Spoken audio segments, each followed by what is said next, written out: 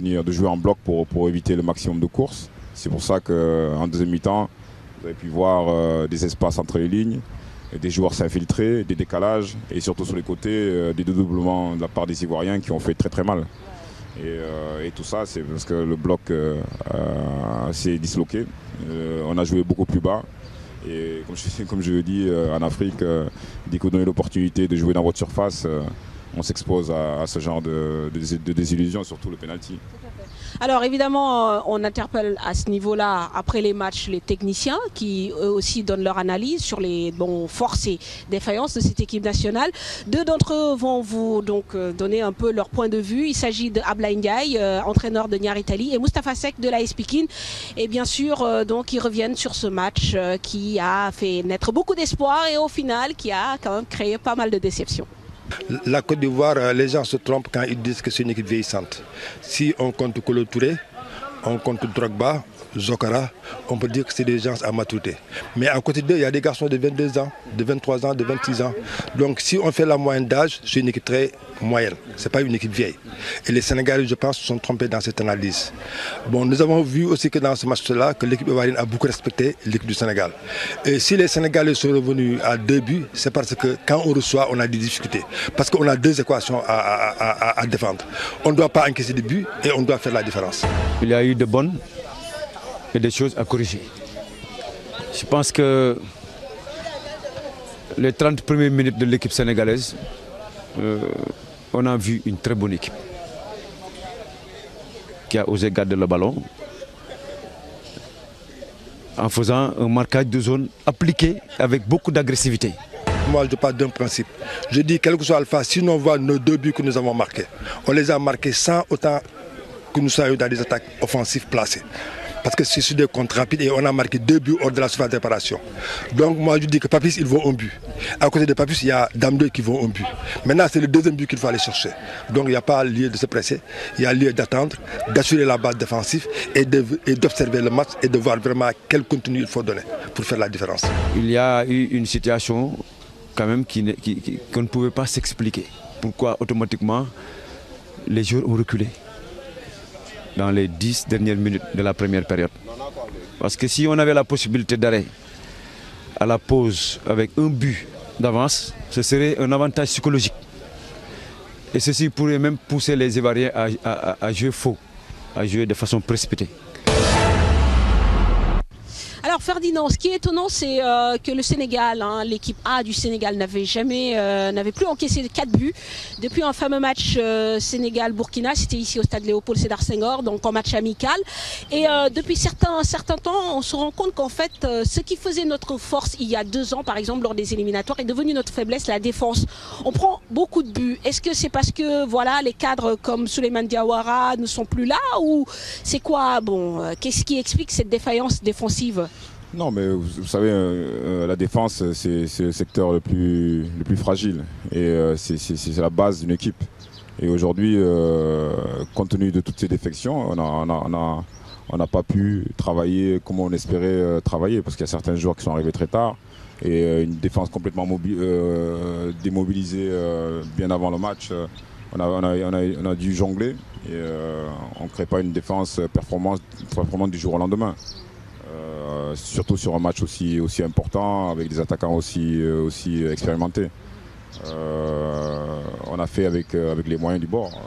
C'est un chantier en fait pour l'équipe nationale du Sénégal. Vous savez, en club, une défense, pour avoir une défense performante, ça se travaille des mois et des mois, voire des années. Imaginez en équipe nationale où on se regroupe une semaine. Avec des joueurs qui arrivent au compte-gouttes. Travailler un secteur très sensible avec beaucoup d'affinité, de coulissage.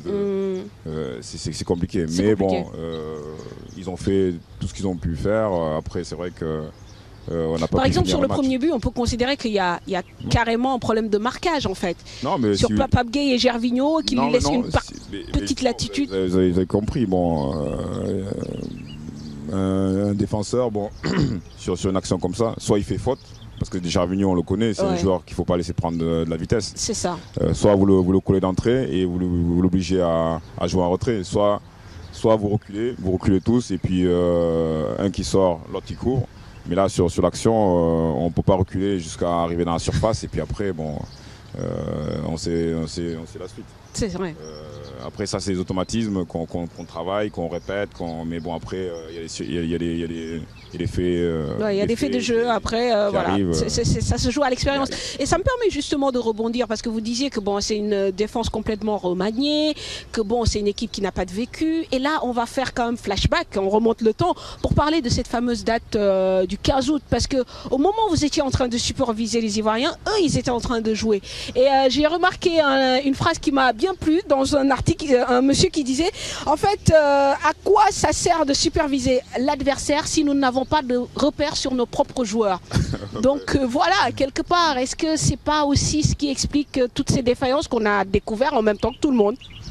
Là, vous savez, on fait avec les moyens du bord. Et ça veut dire ce que ça veut dire. Ça veut dire que le staff, et pour moi c'est logique de jouer ce match du 15.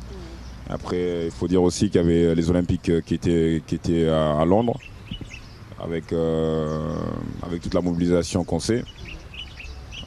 Pour moi, c'est vrai que cette date du 15, je l'ai en travers de la gorge.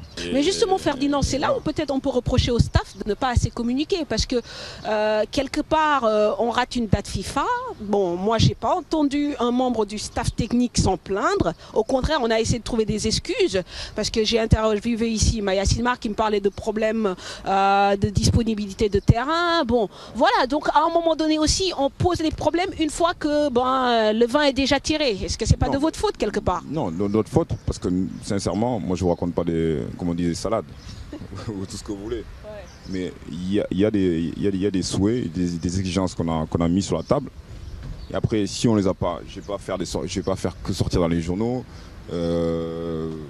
dénoncer, mais à bout d'un moment, je ne sais pas.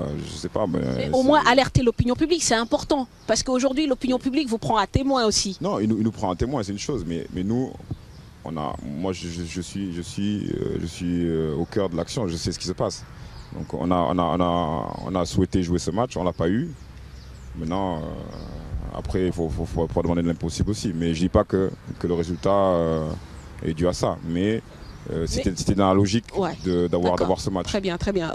D'autant plus que à un moment donné, on veut gagner. On veut faire croire aux Sénégalais que c'est possible de gagner, mais sauf qu'on ne se donne pas les moyens forcément d'y arriver. Il y a aussi une information parce que c'était aussi une date, c'était pas aussi une date obligatoire FIFA. Mais on aurait pu. Mais moi je vous dis, mais même si c'est pas une date obligatoire, on aurait pu faire l'effort d'organiser un camp de regroupement pour voir les joueurs. Mais certains efforts, on ne les a pas faits. Tout à fait. Et je pense qu'a priori, en fait, il y avait des équipes disposées à jouer contre l'équipe du Sénégal. C'est une question de moyens, d'argent qui s'est posée, tout simplement. Donc voilà, il faut dire les choses telles qu'elles sont. Ce n'est pas une question de disponibilité de terrain, c'est au contraire des questions de moyens. La fédération sénégalaise n'avait pas forcément les moyens pour mettre l'argent qu'il fallait. C'est pas forcément la fédération. C'est le ministère, la fédération, tout le monde. Ce que vous voulez. Mais bon, moi je veux incriminer personne, mais quand un sélectionneur a des exigences, c'est pas pour ses propres yeux, hein, c'est pour le bien du football. Et pour moi, c'était capital. Pourquoi les Ivoiriens vont faire l'effort d'aller jouer en Russie, se mobiliser, investir aussi. Bon, c'est pour la bonne marche, c'est pour gagner. Tout à fait. Nous, on n'a pas fait cet effort, même si c'est pas une date FIFA obligatoire, mais on aurait pu gérer ça autrement. On aurait pu.